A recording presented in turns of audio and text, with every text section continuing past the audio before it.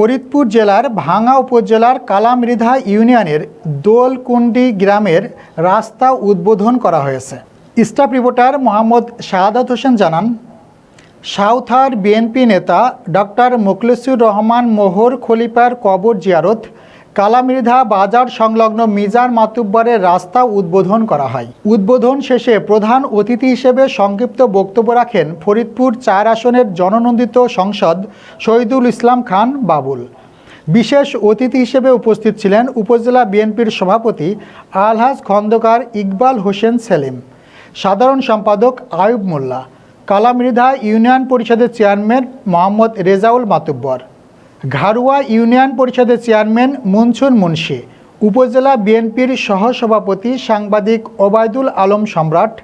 সাংগঠনিক সম্পাদক M Taimur long, সাংগঠনিক সম্পাদক শহীদুল ইসলাম বিটু, দপ্তর সম্পাদক কুতুব উদ্দিন শরণ,